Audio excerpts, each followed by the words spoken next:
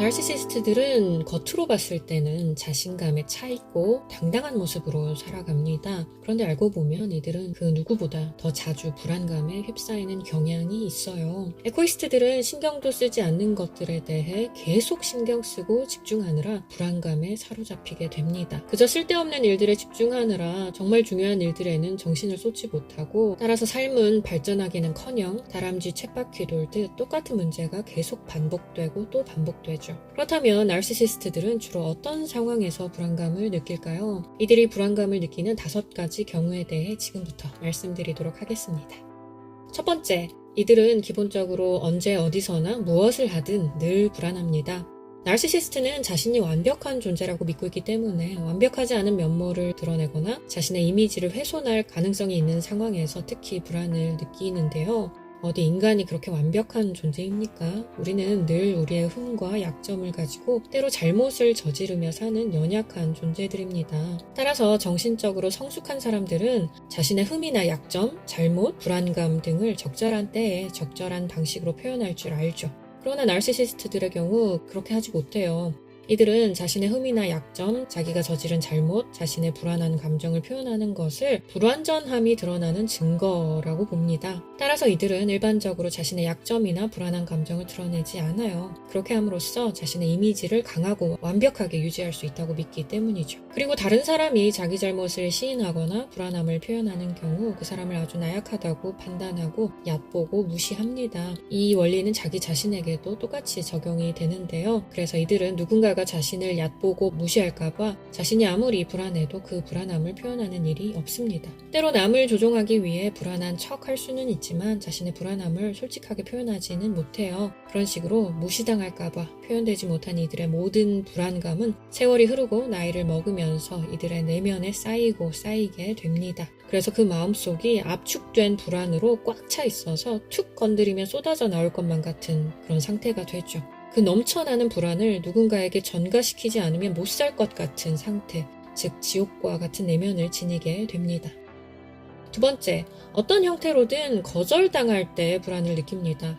나르시시스트는 자신이 특별하고 중요한 존재라고 믿고 있기 때문에 거절당하거나 무시당하는 것이 자신감과 자아에 대한 직격탄이 될 수 있습니다. 또한 이들은 자신의 의견이 거절당하는 것을 곧 자기 자신이 거절당하는 것이라고 생각해요. 그러므로 아주 사소한 것에서라도 NO라는 말을 들으면 불안해서 견딜 수 없는 상태가 되죠. 상대방이 자기의 존재 자체를 부정했다고 느끼는 거예요. 따라서 이들은 토론 문화에 잘 적응하지 못합니다. 때로 상대방이 자신의 말을 반박하며 노를 말할 수 있다는 것을 인정할 수 있어야 토론을 잘 할 수 있겠죠. 그러나 나르시시스트들은 어떤 식으로든 상대방이 자신에게 노를 말하는 것을 잘 견디지 못합니다. 때로는 토론을 잘하는 것처럼 보이는 나르시시스트가 있을 수도 있어요. 그렇지만 이들의 목적은 의견 조율을 통해 최선의 결론을 도출하는 데에 있지 않고요. 그저 자신이 타인으로부터 예스를 받아내는 것에만 몰두합니다. 그저 남은 틀렸고 자기가 맞다는 결론을 내고 싶어 해요. 남들은 열등한 존재이기 때문에 틀린 것이고 자신은 우월한 존재이기 때문에 언제나 옳은 말을 한다는 것을 증명하고 싶은 거죠. 쉽게 말해서 그저 이기고 싶은 겁니다.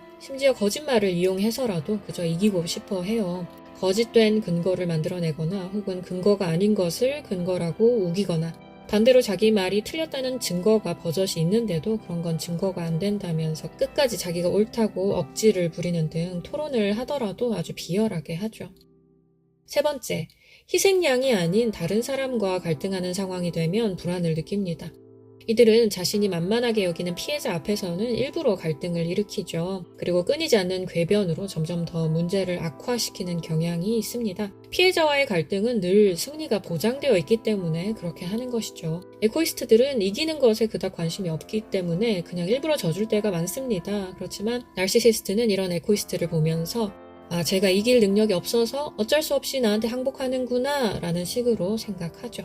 따라서 에코이스트와의 관계에서는 나르시시스트들이 갈등을 일으키고 악화시키는 것에 전혀 부담을 느끼지 않아요. 그러나 희생양이 아닌 다른 사람들 앞에서는 갈등이 일어날 때마다 불안을 느낍니다. 자기가 질 수도 있다고 생각하기 때문이에요. 서열상 자신이 아래에 있다는 것이 증명될 가능성이 있다는 겁니다. 따라서 강자 앞에서는 갈등을 절대 일으키지 않습니다. 아무리 애를 써도 내 뜻대로 움직일 수 없는 사람 앞에서는 그저 순한 양이 되어서 계속해서 눈치를 보고요. 그 사람의 심기를 건드릴까봐 벌벌 떨죠.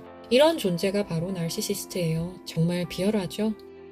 네 번째, 자신이 기대한 것에 못 미치는 성과가 나왔을 때입니다.